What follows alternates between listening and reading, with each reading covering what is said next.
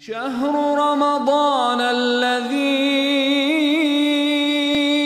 أنزل فيه القرآن اعوذ باللہ من الشیطان الرجیم بسم اللہ الرحمن الرحیم۔ رمضان کا مہینہ بخشش کا مہینہ ہے۔ اللہ سبحانہ و تعالیٰ بہت غفور و رحیم ہے، ہر روز انسانوں کو معاف کرتے ہیں۔ ایک نماز سے اور دوسری نماز کے درمیان کا جو وقت ہے اس میں بھی گناہ معاف ہو رہے ہوتے ہیں، جمعے سے جمعے تک گناہ معاف ہوتے ہیں، لیکن رمضان کا مہینہ گناہوں کی معافی کا خاص طور پر ایسا مہینہ ہے کہ جس کے بارے میں جبرائیل علیہ السلام نے خود آ کر نبی صلی اللہ علیہ وسلم کو تاکید فرمائی۔ ایک مرتبہ آپ صلی اللہ علیہ وسلم منبر پر چڑھے اور آپ نے فرمایا آمین، پھر دوسری سیڑھی پر چڑھتے ہوئے بھی فرمایا آمین، اور تیسری سیڑھی پر چڑھتے ہوئے بھی آپ صلی اللہ علیہ وسلم نے آمین فرمایا۔ تو صحابہ حیران ہوئے، تو آپ صلی اللہ علیہ وسلم نے فرمایا کہ جبرائیل علیہ السلام آئے تھے، تو جو انہوں نے باتیں فرمائیں ان میں سے ایک بات یہ ہے کہ اس شخص کی ناک خاک آلود ہو کہ جو رمضان کا مہینہ پائے اور اس میں اپنی مغفرت نہ کروا سکے،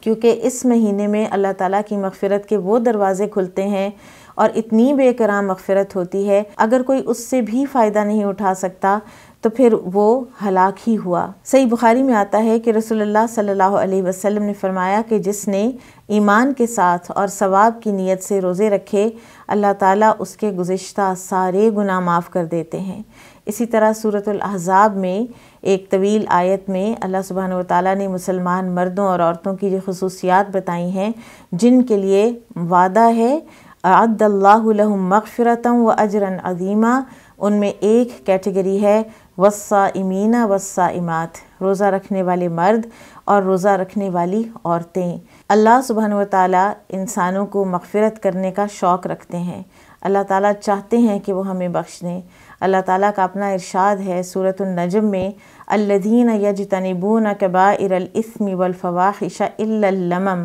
ان ربک واسع المغفرہ، وہ لوگ جو بڑے بڑے کبائر سے اور فواحش سے بچتے ہیں سوائے چھوٹے چھوٹے گناہ جو ان سے سرزد ہوتے ہیں، تو ان کو تو اللہ تعالیٰ ایسے ہی معاف کر دے گا، اور اللہ تعالیٰ بڑی وسیع مغفرت والا ہے۔ پھر اسی طرح سے اللہ تعالیٰ نے مغفرت کا جو خاص وقت رکھا ہے وہ ہے وَبِالْأَسْحَارِ هُمْ يَسْتَغْفِرُونَ، کہ سحر کے وقت جو لوگ استغفار کرتے ہیں۔ پھر اسی طرح سے سورہ آل عمران میں بھی ان لوگوں کی جو صفات آئی ہیں کہ جن کے لیے اللہ تعالیٰ نے جنتیں تیار کر رکھی ہیں، وہ بھی وہ لوگ ہیں کہ جو مستغفرین بالاسحار ہیں، کہ جو سحری کے وقت اٹھ کر استغفار کرتے ہیں۔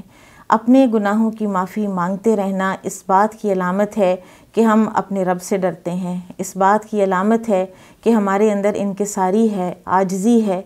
اور اللہ سبحانہ وتعالیٰ ایسے لوگوں کو پسند فرماتے ہیں۔ حدیث میں آتا ہے کہ اللہ تعالیٰ ہر رات کو آدھی رات یا ایک تہائی رات کے آخری حصے میں آسمان دنیا پر تشریف لے آتے ہیں، اور اللہ تعالیٰ فرماتے ہیں کہ کون ہے جو مجھ سے دعا مانگے میں اس کی دعا قبول کروں، کون ہے جو مجھ سے سوال کرے تو میں اسے عطا کروں، اور کون ہے جو مجھ سے مغفرت کا طلبگار ہو تو میں اس کی مغفرت کر دوں۔ اور یہ پکار طلوع فجر تک آتی رہتی ہے، اور رمضان کے مہینے میں اس پکار پر لبیک کہنا، اٹھنا، استغفار کرنا عام مہینوں سے کہیں زیادہ آسان بھی ہے اور عام مہینوں سے کہیں زیادہ فائدہ مند بھی ہے۔ اور استغفار کے کچھ کلمات ہمیں یاد کر لینے چاہیے، خاص طور پر صبح و شام کی دعاؤں میں سید الاستغفار ہمیں ضرور پڑھنا چاہیے۔ پھر اسی طرح سے جس کو ہم آیت کریمہ کہتے ہیں، یونس علیہ السلام کی دعا جو انہوں نے مچھلی کے پیٹ میں پڑھی، لا الہ الا انت سبحانک انی کنت من الظالمین۔ اس دعا کے بارے میں آتا ہے کہ اگر کوئی کرب عظیم کا بھی شکار ہو تو اس دعا کے پڑھنے سے اللہ سبحانہ وتعالیٰ اس کے کرب عظیم کو بھی دور کر دیں گے۔ اسی طرح سے کچھ اور استغفار کے کلمات بھی یاد کر لینے چاہیے۔ صرف استغفر اللہ و اتوب الیہ بھی پڑھا جا سکتا ہے، استغفر اللہ الذی لا الہ الا هو الحی القیوم و اتوب الیہ پڑھنا چاہیے، اور مختلف جو استغفار کے کلمات ہیں وہ دعاؤں کی کتابوں میں سے دیکھ کر یاد کرتے رہنا چاہیے، اور اللہ سبحانہ وتعالیٰ سے مغفرت کے طلبگار رہنا چاہیے۔